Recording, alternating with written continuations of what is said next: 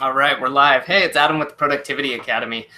Today I had something on my mind, and actually coming back in from a run, I thought about this, and I can't change my camera around right now, but outside it is snowing. It's coming down. There's the northeast blizzard coming, and I'm several hours inland from the coast, but it's starting to get kind of interesting. But anyways, that's besides the point. What I wanted to talk about today was the Best Self Journal, or any journal, and how you can use that for something kind of besides the traditional focus. So generally we think, productivity and business projects and, stuff like that.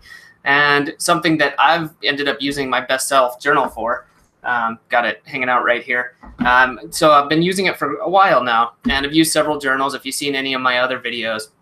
And I've started incorporating fitness into that. And so I want to tell you a little bit more about that. I think it would be really helpful for you. Real quick, if you haven't joined the Real World Productivity Growth Group, you can get the link below. Hop in there, click on that. You got to answer like 2 or 3 questions and you're in. And so if you want to be around like-minded people who are interested in productivity, and increasing their productivity for a good reason, working on processes, attending live Q&As, things like that, that's where you're going to want to go. So come join us and we'll go from there. But back to the journal and fitness.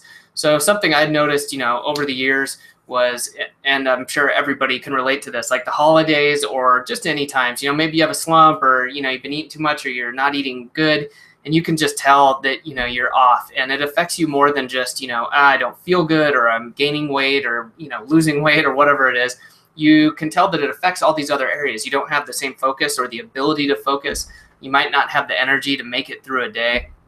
And so over time, I really started noticing that. And I had already started working on my fitness, and I consider myself a runner, but there's definitely room for improvement. And so I had the fitness part, and I considered that kind of separate. And I thought, that's fine. I just do fitness stuff for me, running and other exercises, and then I have productivity, and I have my businesses and things like that. So over the past couple of years, I've really realized how big of a mesh or overlap there is, and just thinking and doing some self-evaluation and looking and saying, okay, when I eat well, when I'm exercising, these things are going much more smoothly. I'm more motivated, I'm more focused, and I have the energy to do a lot more. And I just feel better about everything in general. When my health suffers, when I'm not eating correctly, when I'm not exercising well, then those things get pulled down as well. So I said, okay, well, that's an obvious connection. Why haven't I put this into my journal, and especially when I'm defining larger goals?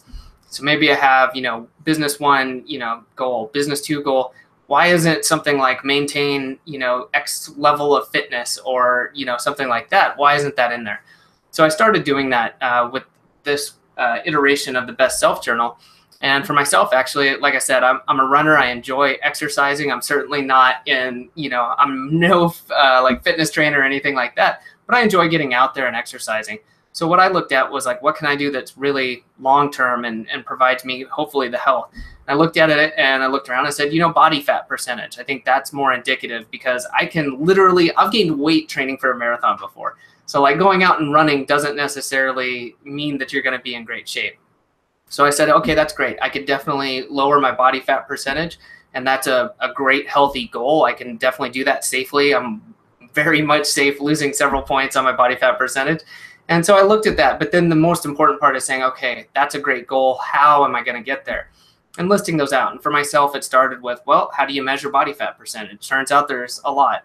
So I decided on an easier one that I can do at home. They have the little calipers where you grab some skin and, try not to think about, measuring your own fat, and do that and record it. But that's really helpful, and it gives you an actual quantitative measurement that is something you can track. And so I do that every week.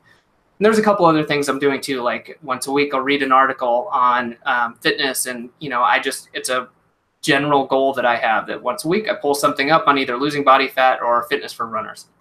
And there's several other kind of like milestones or actions that I put in there. But the whole reason I brought this up was I think it's really interesting to tie this in. And for myself as well, and a lot of other people, I know that we think about productivity and processes and becoming better at what we're doing in our jobs and our businesses, and we don't necessarily consider our health as part of that. We just say, yeah, if I'm in poor health, then I'm not doing well at anything else. But, those are so tightly tied together that I think it's very helpful to really consider that one of your top goals, that if you can maintain your health or improve your health, that it kind of, I'm trying to think of the saying, like the rising tide floats all or raises all boats or ships. But anyways, just saying, if your health is better, then everything else around you is probably going to be doing better in your life, because you're going to have more energy. You're going to be able to focus for longer and better. All right. And then just that energy factor of like, you're going to feel better. You'll be more motivated. So anyways, if you have any comments or questions about that, or you have any ways you tie that in, or you're wondering, hey, how could I work this into maybe my goals? By all means, leave a comment. Let me know. And then also, like I said at the beginning, join the group. Come join us. Happy to talk about this in like Q&As or just in the group itself. So thanks for watching, and talk to you later.